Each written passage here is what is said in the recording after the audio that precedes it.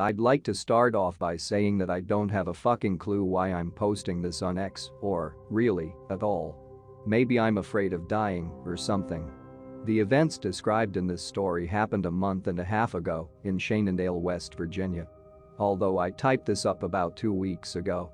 I just haven't really had the guts to post this until what happened yesterday.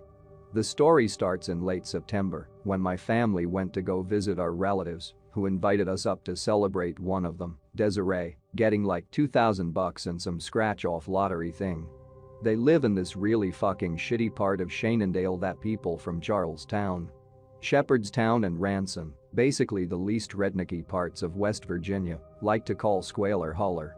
It's way up on the mountain, and exactly like how everyone pictures it when they hear about it, nothing but ramshackle shacks, rusty-ass rebuilt trailers, everything fucking covered in decades-old Christmas decorations because they're all too busy being smelly rednecks to ever clean up.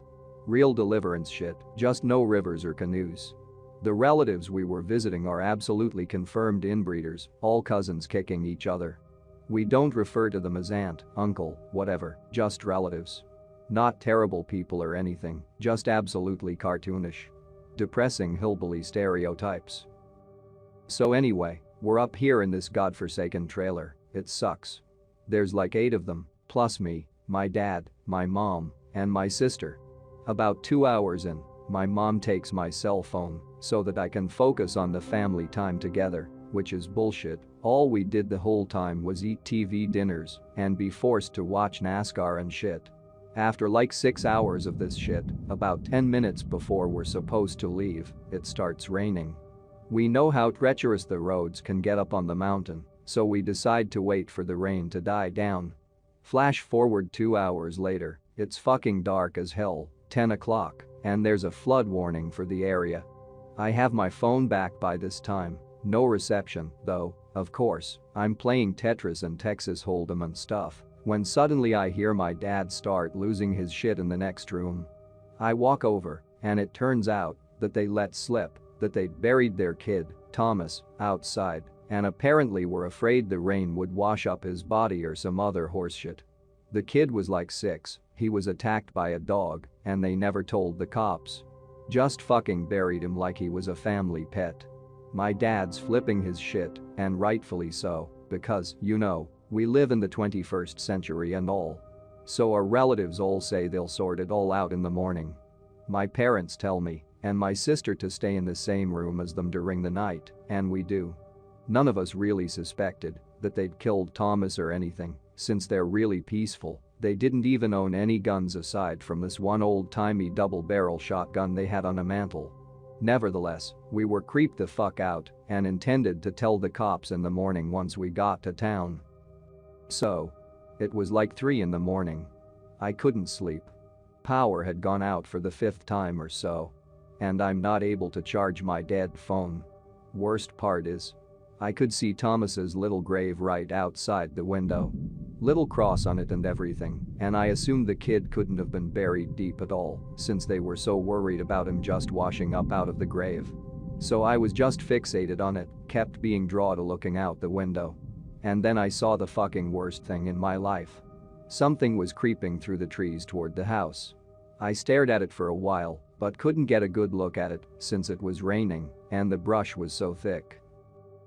For a few minutes I assumed it was 2 really pale horses, kind of ambling through the woods side by side. But then it walked into the moonlight and I saw that it was all one thing, like a kind of human torso, but wider. It finally stepped into full view, and I saw it had something like 6 legs, kind of somewhere between a beetle's legs and a horse's legs. 2 arms, right where someone would normally have them, but they were about a half a foot longer than any normal man's arms. It had a bald head, but the face looked like some sort of fucking bizarre masquerade ball kind of mask. This fucking clenched up furrowed forehead and a nose that looked sort of like a crow's or a raven's beak. It didn't have eyes, either, just like the depressions where eyes would go. It looked like it had a human mouth underneath its proboscis. What still strikes me to this day is that it seemed to have a penis, too, like right on the abdomen where a normal person's dick would be.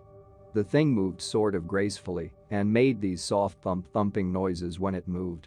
It must have been like 7, 8 feet tall, but sounded like it weighed maybe only 150 pounds at most.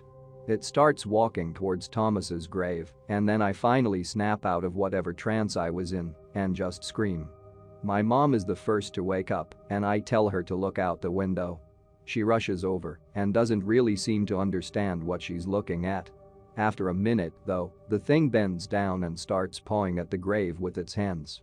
My dad and Jasper rush in, and Jasper just fucking loses his shit.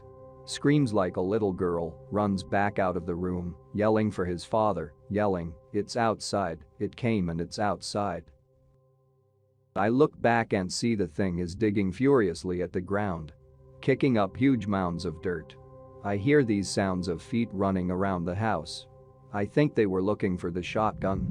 The thing reaches into the hole and grabs up what I assume was Thomas's body by the leg in one hand. The thing kind of gallops back into the woods, snapping all these branches and shit. And then that's when we all hear it. A kid crying.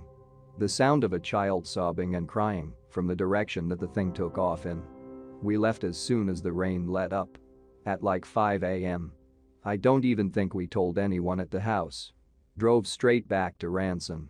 Only stopping for gas. No one said a word to each other. My family refuses to speak about what happened. I tried to bring it up once, just to make sure it was real. My dad told me to shut the fuck up. So I did. I typed this up about 3 weeks after it happened. But just saved it to a notepad file and left it alone. Never mentioned it to any of my friends or anything, just tried to erase it from my mind by getting absolutely fucked up drunk whenever my thoughts lingered on it. It mostly worked, up until yesterday. See, I work at this gas station in Ranson. From 8 p.m. to 3 a.m. I work the register. Keep the place clean. And take out the trash. Yesterday, when I was bringing the trash bags over to the back of the building for the dude in the morning to take care of, I heard what I had assumed to be some junkie fucking around in the dumpster. I yelled at whoever it was a couple of times to get the hell out before I called the cops. But as I walked towards the source of the noise, I suddenly heard those same footsteps. That soft thump thump. Hooves or feet. Or whatever the hell they were. I turned right around and went back into the store and hid behind the counter. I look over at the outside security monitor and see some kind of movement from just off-screen. Something huge casting a shadow and moving. Catch a glimpse of I don't know. An elbow or something. A pale limb. Darting in and out of view. It had to have been the same thing. I waited for it to leave. And after a while, it did. I woke up behind the counter at 6 a.m. this morning to my manager giving me this flicking look like I'm a drug addict or something. Went home. Typed the rest of this up. And that's about it. If you enjoyed this video, don't forget to subscribe.